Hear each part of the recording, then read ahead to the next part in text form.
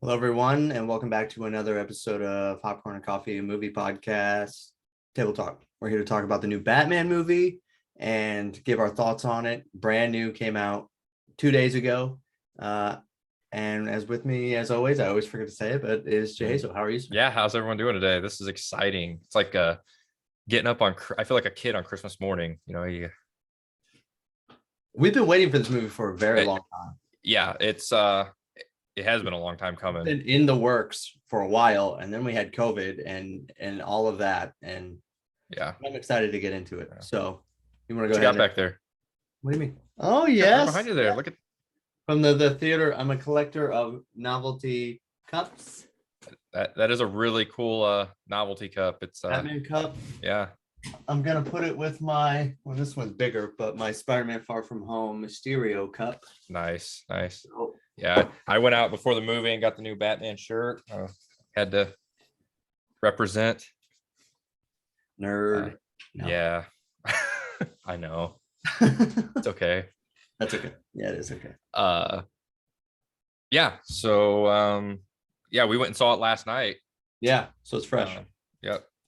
So the main plot of the film is when the Riddler, a sadistic serial killer, begins murdering key political figures in Gotham, Batman is forced to investigate the city's hidden corruption and question his family's involvement.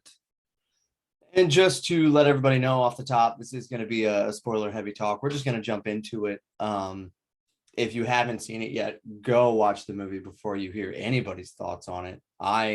I'm very pro hearing other people's thoughts before I go into movies. I could hear deep, spoiler intensive breakdowns of movies and it not spoil it for me. That's just the type of person that I am. But I intentionally stayed away from a lot of people's reviews the last couple of days going into this one, just to get my own, my own thoughts on it here. And I'm pretty excited to talk about it. Yeah. Same. So, the Peter. You might have a little Peter inside you, I think. It was written by Peter Craig and Matt Reeves, directed by Matt Reeves, who's a phenomenal director. He brought us some of the Planet of the Apes movies, remakes, which are very good. I like those movies a lot. Mm-hmm. PG-13 with a 2-hour, 55-minute runtime, classified as action, crime, drama. It's Batman. Yeah. But what makes this movie shine in a lot of ways, I think, is the cast. So the cast of this movie is Robert Pattinson as Batman, Zoe Kravitz as Catwoman, Jeffrey Wright as Commissioner Gordon, Colin Farrell as the Penguin, Paul Dano as Riddler, and then you got Andy Serkis as Alfred. With so many more than that. That's the tip of the iceberg for this movie, with Peter Skarsgård in there and John Turturro's in there. It's all-star cast, really. Yeah. They get the casting was on point for all of these characters. Yeah. The only thing that I wish we'd have seen more of was I wish that Andy Serkis's Alfred had the neck tattoos from Claw and but yeah, I was expecting him to be a little more hardcore, like kind of like the Alfred from the Gotham series. But they kind of hinted a little bit at his military background, which I liked. And I think if we get more of these movies with Robert Pattinson, I think we'll see some of that coming out. I think so too. I think so. Because Andy Serkis is a terrifying, like he's an enigma of a human anyways. It's like, who are you? Like, what do you do? In that one scene, and he's only in a few scenes, excuse me, he's walking with the cane. And I was like, he doesn't need that cane. No. That cane's in front. Yeah. There's a sword in that cane or something. That Andy Serkis doesn't need a cane. No. But just to get into it, what did you think of the story? What did you think of that? I thought it was phenomenal. I have always loved, like, the Riddler's been always my favorite Batman villain. Not that the Joker's not, but like I've always liked the Riddler. Even the goofy ones from the old, 60s TV show and stuff. He's just always I thought it was always a cool character, this guy that left riddles around and Batman had to solve it and stuff. It was always interesting to me. So to see them actually do the Riddler correctly and not make him a goofball and make him just this sadistic, evil human was really cool to see. And Paul Dano, again, phenomenal. Like, played the part perfectly. I guess you're more of a DC side comics fan than I am. Read a little bit more intensively on some of that stuff. Is this version of Riddler more comic accurate than like a Jim Carrey where he's silly, wearing the question marks everywhere? I think it depends on the I think it depends a little bit on the series and who's writing them at the time, because there were like in the 60s and like even different writers have different. I think even in the comics he had more of the question marks all over his outfit and stuff, but he was still more just sadistic, like very evil. Okay. Like the Joker. Like he's not like some goofy, but like, haha, yeah, catch me if you can, you know. But yeah, I do believe in the comics he still did have like the question marks all over his suit, like he did wear a suit like that. And I know that for the movie, because I had read an article before going to see it months ago, just about how they were kind of more framing the Riddler's character off of like the Zodiac killer for this, which I thought was very evident, evident. And Paul Dano's phenomenal. That you can't say it enough for what he does. He's such an underrated actor for being able to just step in and take over these roles and make them so fleshed out. And you're like, who is that guy? You know, you forget that it's Paul Dano's face, you know, like it's just like, no, I see. Right. And that's a credit to him, not a discredit, you know. Unfortunately, on the backside, I think it kind of takes away from him a little bit. But yeah, it's interesting because even the Riddler himself, his screen time in this film, like actual screen time, most of his time on film on the screen was on another screen. Like he was recording himself and people were watching it. So it was really interesting the way it was done. They did it that way, which it had to be because the Riddler's not he's not tough. He's not like super aggressive, you know. Yeah, it's a mind game for him. Yeah. Which I thought they did very well. And the riddles were good. They weren't all shallow, just empty riddles. There was a lot of depth to a couple of those. It made it a lot more intriguing of a story. So the premise is that he's going around and he's taking out corrupt. This movie is very much just about the corrupt of Gotham, you know, not necessarily the supervillains that we know about. It's very low key, you know, in a lot of ways. And I respect that. I thought that was a very, very well executed. Baby, I'm not supposed to have a baby. Hold on.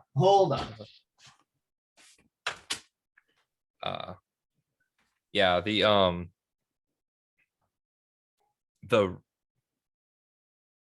well, I'll wait till he gets back. Okay.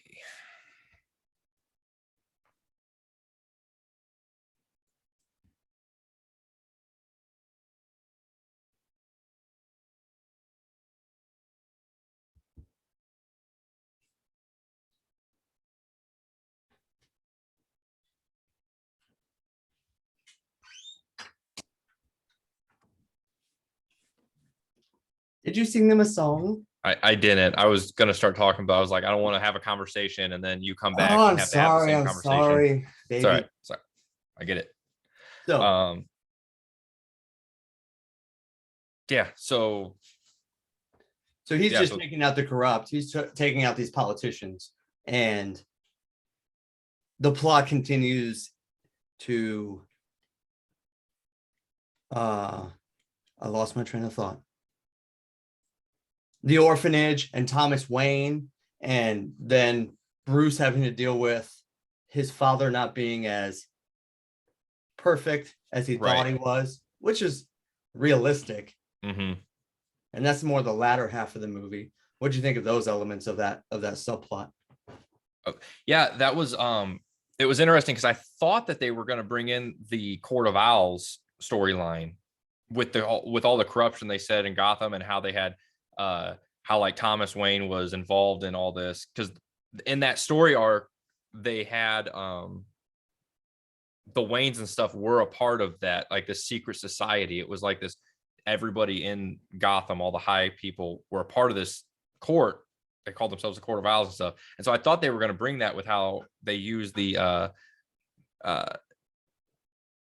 just these high people ranking going underground and hiding and stuff like that. That's what I thought they were going to bring in, but they didn't, and that's fine. I don't think it took away from the story at all. But. Yeah. No, I thought it was good.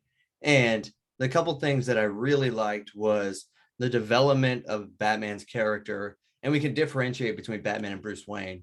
But the growth of Batman's character in this movie, from where he starts out at the beginning to where it finishes up at the end, I thought was really good. Like really good. One of the best Batman arcs I think I've seen in at least a solo Batman movie.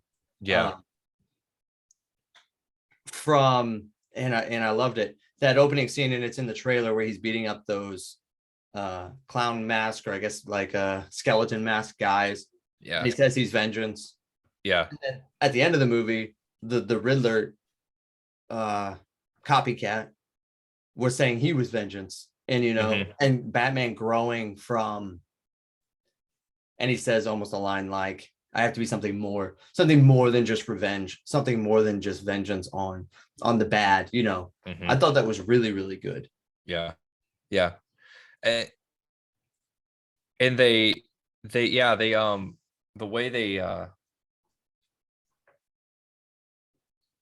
way you could tell he like started to realize, like, because he was a lot more aggressive in this. Like, I feel like than any other Batman movie we've seen from start to finish. Like, he just beat guys in the face and not care, which I love. But then, like you said, you see that progression in him realizing, like, I need to be more. I need to be something other than revenge or other than terror. Because and what's cool is, and they say it, he says as much at the beginning, and the narration from Robert Pattinson I thought was perfect. You get this sort of noir-esque detective movie, and this is very much another, not to get off on too many side tangents, we're going to be all over the place though while we talk about this. This was the best version of Batman we've ever gotten in regards to him being a good detective, like a very good cop almost. I mean, he's known as being the world's greatest detective. This is something Christopher Nolan's Batman failed at, failed. Like, he would just use incredible technology to solve everything, and it just came off as lazy. But you could really tell this was borderline a buddy cop movie between him and Gordon. And the way they were bouncing things off of each other to figure out the answer to the riddles and figure out where to go next, which I thought was incredible. Yeah. And that was going off that, like, him having to be more of a detective in this. His tech that he had wasn't great, very low. Limited. There wasn't a whole lot of anything that he had to help him. He had the eye, like the contact lens, and that was probably his highest tech thing, I think, the facial recognition. I would say so too. Even like his car and stuff, which the Batmobile, it looked like a souped up Dodge Challenger. It really did. Which was awesome. It looked awesome. I thought it was good. I thought it was real good. But I loved the playoff of Batman and Gordon. Gordon in this, like, they were, and I think what we didn't get from the Nolan film was that Commissioner Gordon that didn't trust Batman. There was just a hint, like, he's like, I know what you're going to do is probably right, but I still don't trust you. And this right here, he's like, I trust you. Whatever you're going to do, I know it's going to be fine. Just in this one. This person, Well, he believed in his ideals. And that's another thing that I think this movie got so right. Again, I think what the vision that Matt Reeves has for this version of Batman was very reminiscent to me of the vision that they had going into Spider-Man Homecoming. Like, they just understood what those comics were, and especially that origin stuff. And it was like, no, this is where we're going to stay focused. It's not about making Batman this. It's not about making Batman this, but it's about telling a very specific story and a very specific arc for Bruce Wayne and Batman, which I thought was great. And even for Commissioner Gordon, like, it reminded me of a few of those animated series, especially like Year One, where Gordon's huge in that story. And he's just overwhelmed by corruptness. that even Christopher Nolan's Batmans didn't get quite right. You know, they talk about it, but Right. he has no choice but to trust Batman because he's not a cop. Mm-hmm. That's how corrupt the cops are. Yeah. Yeah.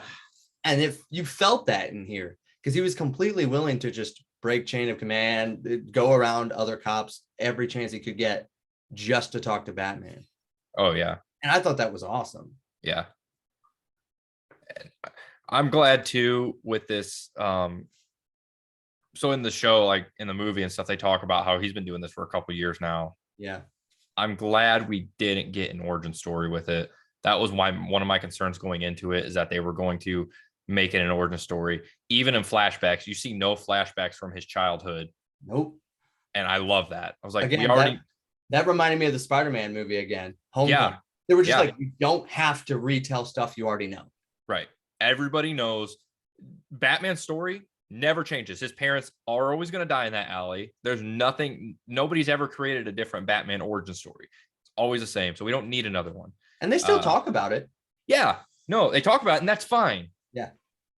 But not having the flashbacks, it made it so much better. Even the elements of having another orphan for him to look at and relate to was perfect. Yeah. It was perfect.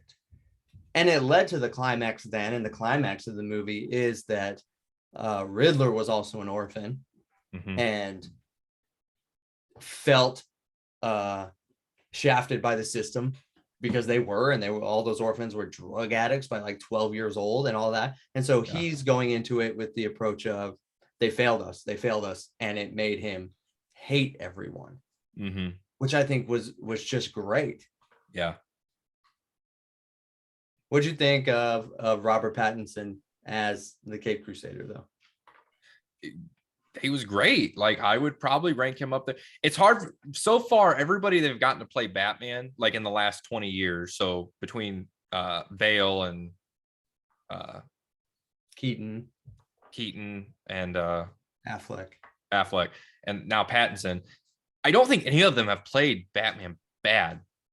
They've all played the Batman that they were supposed to play in those films and the kind of that they were going to play. That's true. I personally think, though, like, I think Pattinson may be my favorite, but not my favorite. No, Bale is always going to be my favorite Batman. Like, that's always going to be Batman to me. Really? Pattinson's a close second, though. I would.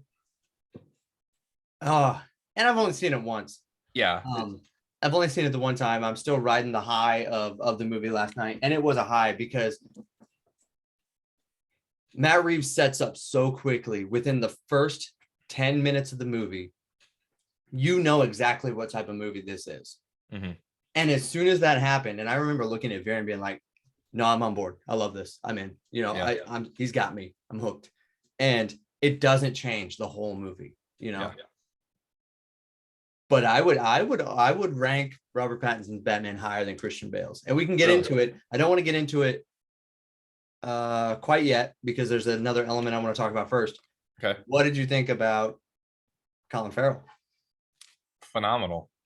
The whole time I'm like, is this even Colin Farrell? Oh yeah. And then I'm also thinking, wait, is this Robert De Niro? I think it was Colin Farrell playing Robert De Niro playing Penguin. Yes. That's what it was. Yeah, no, honestly it was. And it was really good, but he felt like a De Niro in a mafia movie. He felt like a real person. You Yeah. know? And that's really what mattered more than anything. Yeah. That's what mattered. And he didn't feel like a Danny DeVito Penguin. This was an actual human being, an actual character. Yeah. And what I love even more is that he wasn't even the main bad guy. No. So you had Riddler, who's kind of the point. He's the main villain, antagonist driving the whole story. And then underneath of him, you had John Turturro, who was Falcone. And then you had Oswald as pretty much his second. Yeah. And so he really takes a back seat as more of a rat in any way, because that's where it came down to, you know, after that chase scene that you saw in the trailer. But it really now set him up and propelled him into new status if they make another movie. Yeah. And I think that's incredible. Yeah. I do They, love that we've seen enough of these movies. I know who all these characters are, regardless Mhm. of who's playing them. So when it's Falcone and the Penguin having a conversation, or Falcone and Bruce Wayne having a conversation, and they're talking about uh what's the other, Maroni. They're talking Yeah, about Maroni. They're talking. I'm like, I know who all these people are, right. regardless of who's playing them. I know this world. I Yeah. love this world, and that's why Batman is such a success, because Mhm. it's so contained and so concise. We know whether that's good, whether it's good or not, is a different story. Right. But it just feels real, you know. Yeah. What do you think of Gotham as a whole? The look of Gotham City. I think it was probably one of the better Gothams we've seen. Uh, and I know they took it. It was definitely, you could definitely tell it was New York City. Do you think so? You, yeah, it was Long Island. Like you could tell because there were all the Okay, bridges well, going where in. they shot at is not Yeah, to yeah, me. you could tell it was New York City. Like I could like, but I don't know. It looked good. Like I don't know. Just It didn't feel like a real city though, like a city that we've seen. yeah, To me, it didn't feel like a city that I've seen. The architecture and a few of the scenes, they did a really good job of differentiating it from reality. Bruce Wayne Manor, with all of its like gothic looks inside and things, yeah, wasn't a Wayne household that we've seen before, which I thought was really cool. yeah, Very outdated, very old. And then the city was an amalgamation of all cities, you know what I mean? Like with hmm, billboards everywhere and all of that. It's dirty, it's nasty. It didn't feel like Chicago, which is yeah, another hit on the Nolan trilogy. It just feels like that's, if I mean, it's Chicago. They filmed in Chicago. It looks like Chicago, yeah, but it doesn't feel like the Joaquin Phoenix Joker movie either, which we also know was just dirty New York City. yeah, This was Gotham City. yeah. No, I get what you're saying. The Gothic tech or the Architecture, architecture. yeah. Yeah, because I did notice that too about Wayne Manor. I was like, man, this is like an old mansion. Mm-hmm. Like this is like 1800s built, like this is old and you can tell. And that is cool because in all the other Batman movies, he's got this, with the exception, I think Michael Keaton's is kind of older looking, but like, Probably the uh, closest. yeah, yeah. But like with Christian Bale's and stuff, it's kind of more polished. It's Oh yeah. it's modernized. What'd you Uh, think? What'd you think of the Bat Cave? it was awesome. Probably one of the best Bat Caves as well. Yeah, yeah, Me. I really like the Bat Cave in Batman Begins, but then like in Dark Knight, he's just in a bunker. yeah, Like it's not the Bat Cave at all anymore. He's just in a bunker. yeah, But this really felt real because he's just like, okay, well, he made a left, then he made another left, then he made a right, and he's just in the city still. mm-hmm.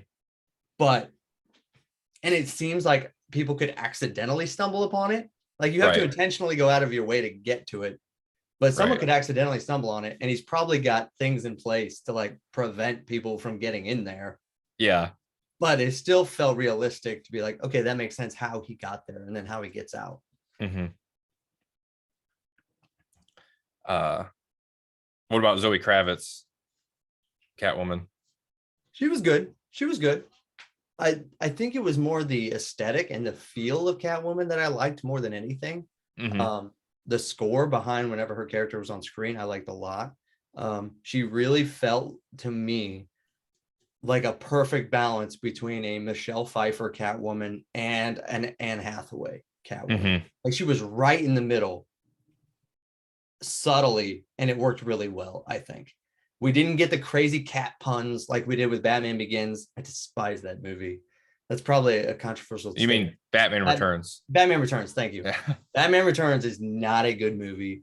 No. She's probably a better Catwoman though than Anne Hathaway is. Oh, way better. But she's very punny, and I hate that. Yeah. That was interesting to me that you compared those two because I was thinking more Halle Berry and Anne Hathaway. Oh, she doesn't even cross my mind though. No,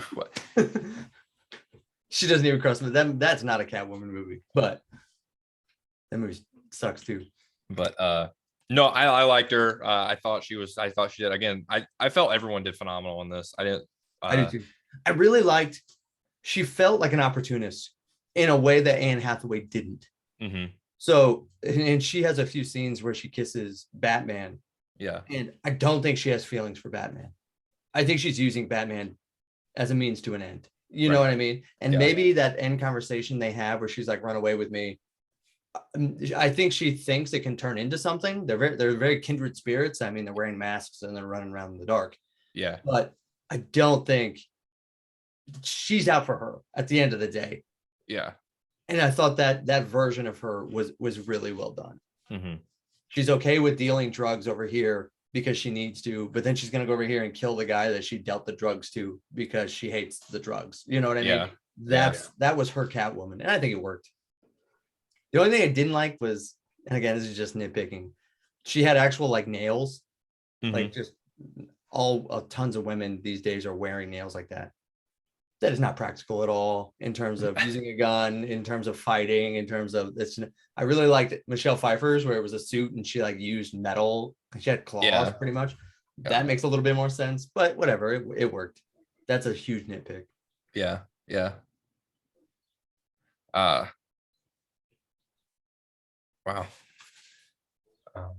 But I thought everybody did phenomenal in this movie. And I really like Robert Pattinson. It didn't distract me that it was him. The only downside, I think, there was a couple downsides, and again, the takeaways are borderline meaningless. I don't think we got enough Bruce Wayne. Mm-hmm. It was very Batman heavy. He was in the costume almost the whole movie, but it's a Batman movie. It's not a Bruce Wayne movie, you know? So I think that worked well. And I hope if they do make a sequel that we get more of him as the philanthropist, you know, the other version of him. I think he's going to have to come out because in this one, when he was Bruce, he was very just like, I don't want to be this person. Angry. Yeah. Yeah. Which works because I think he's still in a spot. Okay, he's probably in his early 20s. Mm-hmm. He's been doing this for a couple of years. All he wants to do is hit people. Yeah. Because he's angry. And that's where Bruce is. And I really respect that. And I like that a lot. Yeah. I loved his costume. I thought was perfect. Yeah. The only critique is I think he was a little bit too bulletproof. I don't really care for that as much, especially coming off the back of Christian Bale, where that movie goes into takes its time to explain, oh, well, this will hold up against this bullet, but not this bullet. Like Christopher Nolan's Batman, the plot details what he can and cannot do in terms of capabilities. This one, he's got a suit and he's getting shot a lot. Yeah. And a lot of it is bouncing off. I appreciated that at the end when he took that shotgun blast to the chest. Mm-hmm. It knocked him on his butt. Yeah. You know, because there a little piece of me was like, okay, well, he's almost too good. Like he's almost too perfect because he's not scared at all to get hurt. Yeah. But yeah. I love the line. Well, I don't know if we want to get into that or not. I was just like the scene between him and the Riddler at the end when Riddler's in the at Arkham and he goes to go talk to him. Mm-hmm. And the Riddler's like, you and I are the same because the mask you're wearing is your true personality. And I was just like, oh, it's so deep. I mean, that's a common thread throughout any Batman movie. Like, you know, Katie Holmes says that at the end of Batman Begins. Like, yeah, she looks at Bruce and says, this is your mask. Batman's your true identity. But you're so right. And that scene is so tense because he thinks he's outed at that point. You know, he's not outed because he thinks that he's going to unveil him. Yeah. He thinks Riddler's going to unveil him. And he's chanting Bruce Wayne, when that's the last person he wanted to kill. That was a great scene. It was very reminiscent of the Heath Ledger interrogation scene. Yeah. Yeah. So the Riddler didn't know who Batman really was, though. No. Oh, no. That's why I took it away. I was like, he didn't know, but the whole time you think he does know. Yeah. He was just thwarted in killing Bruce. Yeah. Yeah. And the sigh of relief, Robert Pattinson does a good job showing emotion. And I like the mask that they gave him with the cowl and the things because the emotion was very evident on his face and in his eyes. You know, he had a little bit bigger eye holes. So that's why he was wearing the mascara to black it out. But it allowed him to use his eyes with a little bit more emotion than I think a couple of the other versions had. Yeah. Yeah. And I really love how he just always carries around like a giant poncho. So whenever he doesn't want to walk around as Batman, he just covers up his entire suit and puts on a baseball hat. And with his mascara still on his eyes, Yeah, he's just walking around. And then he'll put I thought it was great. it was really good. Yeah. Soundtrack was really good. Mm-hmm. The score was awesome. There's only the one song in there, but then the score itself was really, Which worked well too. yeah. It was everything was so intentional. It paid off well. Mm-hmm. How did you feel about the runtime? Almost 3 hours. It was a little long.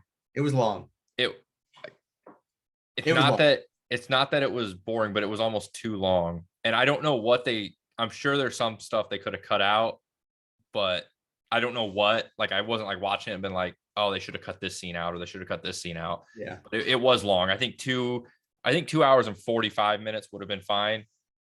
There was definitely scenes towards the end where I'm like, okay, that's gonna be the end. Oh, we're still going. Yeah. Oh, that's gonna be the end. Oh, we're still going. Yeah. And that happened like 3 times. And it got to a point where I'm like, oh, now I'm feeling it. Now I'm starting to feel this runtime. It's not like Endgame, where Endgame just came and went. Mm-hmm. And you're like, oh my gosh, that was 3 hours. Yeah. You can't compare these two movies at all. Right. Outside of runtime. But you could definitely feel it start to drag on the back end because of stuff that they, I think, for me, intentionally left in on the front end. Mm-hmm. I think it was very important that they showed us this is a different Batman, this is a different Gotham, this is a different than you've ever seen before. And I think it would have been a disservice if he'd have cut those scenes out or cut those scenes short. Right. So we sacrificed in making it longer to justify some of those things. And that payoff, I think, worked really, really well. So it's just unfortunate that it kind of got sluggish towards the latter bits. But that was okay. Like there was that extended scene towards the end of him and Catwoman driving together. And it's just like, okay, I don't need half of this. Because by that point, I was already like, okay, now your movie's starting to get a little too long. Mm-hmm. But I think it was all to establish a world, establish a feel and a theme. And for that, I can't fault it because I think it paid off really well. Yeah. No, but yeah, being that long of a film, it does make you think twice before you're just going to pop it in and watch it one night. And it will. And I was thinking about that during the movie. It's just like, okay, I've turned on The Dark Knight numerous times and gotten maybe halfway through and turned it off. Mm-hmm. This is even longer than that. Yeah. Granted, I think, okay, let's talk something else. Okay. How would you compare Paul Dano's Riddler to Heath Ledger's Joker? Tonally, 2 different movies, but in a lot of ways, they're the same. Yeah, they were, because there were points in it where I was just like, okay, now he's just trying to, like, the laughing and stuff when he's on camera. Yeah. Or like when he's in the Arkham and he's talking to Batman and stuff, and he's like going, like, kind of standing up, and yeah, it's kind of very similar undertones to it or tones to it. So they're different characters. I don't know, like, they're different characters, but it felt the same. Like, I'm not saying that they're like the same. I don't want to say they're the same, but you had said at the beginning, which kind of, I wanted to bring it up then, but I didn't, that the Riddler is a lot like the Joker. They're the same type of character. They just kind of want to bring chaos as opposed to, and their end state goals aren't necessarily as cut and dry as the mob, where they just want money or they just want this or they just want that. But you can't help but look at the similarities between the two. And tonally, they were very similar in that they're just maniacs. Yeah. The Dark Knight is much cleaner of a movie than this is. So this is a little bit more gritty, a little bit darker, a little bit creepier. In my opinion, there was a couple of these scenes I was like, ooh, I saw a little 5-year-old walk into this theater. No. And I'm like, ooh, that's a little creepy. That's a little creepy. Yeah. Yeah. So I couldn't help but compare the two. And I don't want to take anything away from what Heath Ledger did because that was phenomenal. And he transformed himself into something completely different. This is Paul Dano doing what Paul Dano does best. Right. Yeah. But it does beg the next question then, because there is a scene with Paul Dano in Arkham talking to a cellmate who is, and I'm not sure how to say his last name, so I'm going to butcher it. Barry Cohen, Okay. who is, you know who that is? The Joker. But who he? No, I don't know. I've never. That's. Have you guys watched the Eternals? Oh, we haven't watched Eternals yet. No. You don't know. He's one of the Eternals. Okay. But that was the Joker. Yeah.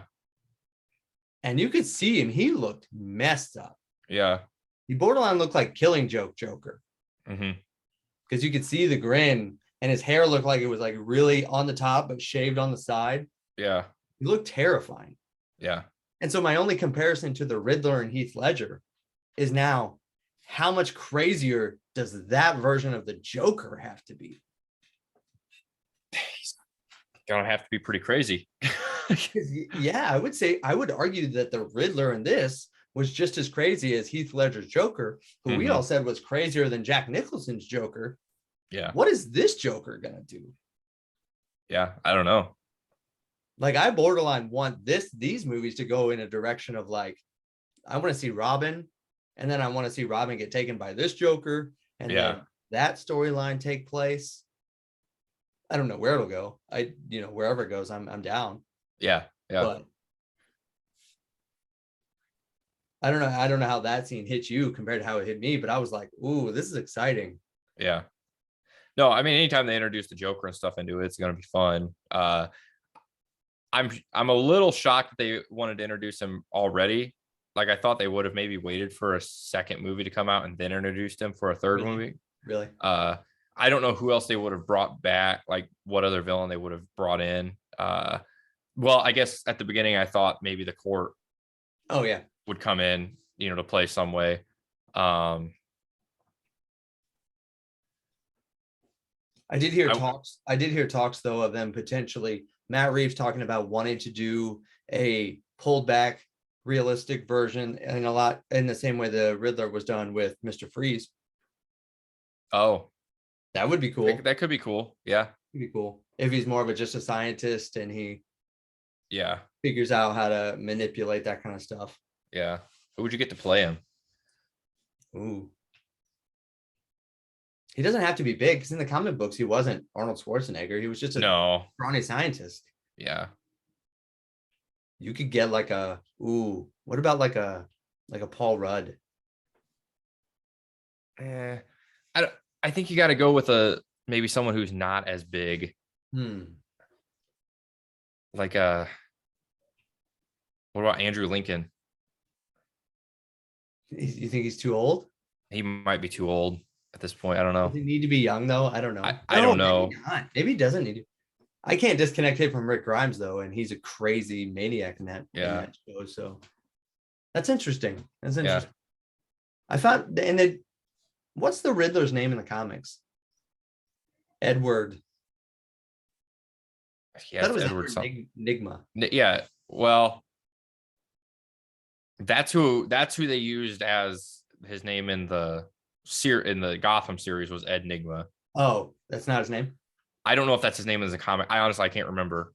Oh, I don't remember. His name was Edward something in the movies. Because they showed two he had a couple license. Yeah. He was going by many names. Yeah. So where would you rank this in the Batman epilogue of films? So yeah, I was thinking about this like as soon as I left the theater last night, like where my Batman movie rankings are. I'm still Dark Knight, I think, is the best one. Really? This one is a very close second though. And I was, the Dark Knight and then the Batman with Robert Pattinson is probably a close second. Because as much as what rounds out top three though? What comes in top three? Oof.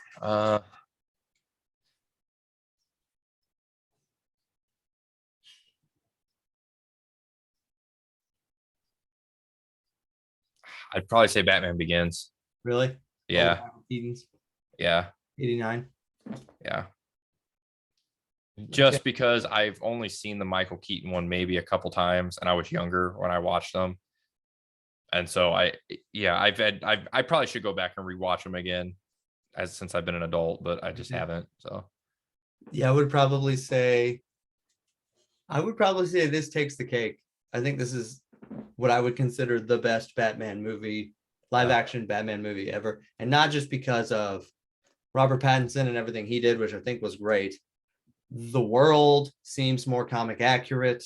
The characters and the way they interact seems more comic accurate. I like Christopher Nolan's, but his intention was to take it away from being comic accurate. And for that, I think he did a very good job. Yeah. But now seeing this and seeing that there is a way that you can make this movie and make that translation accurately and good, this takes it. You know, for me, it has to take it in a lot of the same ways that I think Spider-Man Far From Home succeeded over like the Amazing Spider-Man movies, which is like, okay, you can do it the way the comics wrote it originally, and it worked, you know.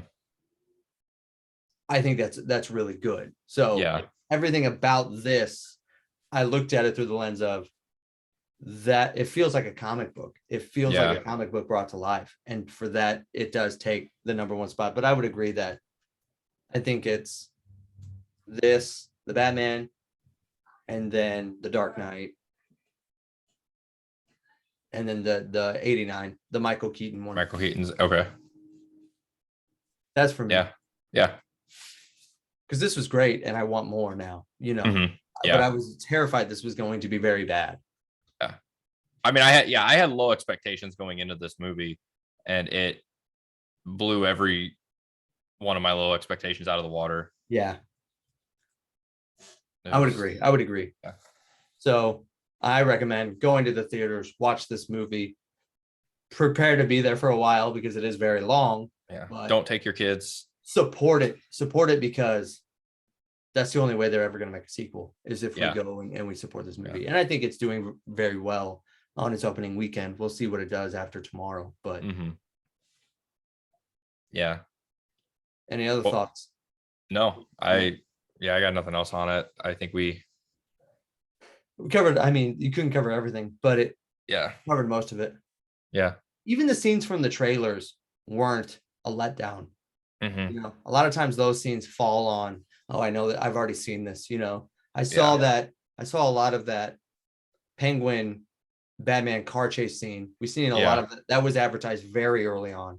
And even watching it this time, it was still really good. You know, and I love how they put him in handcuffs and made him waddle around like a penguin. Yeah. It was great. But nothing else? Nope, that's all I got. Well, why don't you drive it home? All right. If you want to leave us a review and you like what you heard, head over to Apple Podcasts and give us some stars and reviews. And you can also check us out on Google, Spotify, and anywhere you listen to podcasts. You can also head over to YouTube, which is where this will be airing first. If you're watching this, I guess you are on YouTube. Check our other stuff out on YouTube and let us know what you think. Leave us comments in the comment section. If you have any requests for movies for us to do or suggestions or whatever, head over to Instagram at Popcorn and Coffee and DM us. Please. Yeah. We love to hear everybody's thoughts on movies. So we appreciate you listening to this, and we're going to be dropping another episode on the pod in about a week. So go find it. All right. Bye. Thanks, everybody.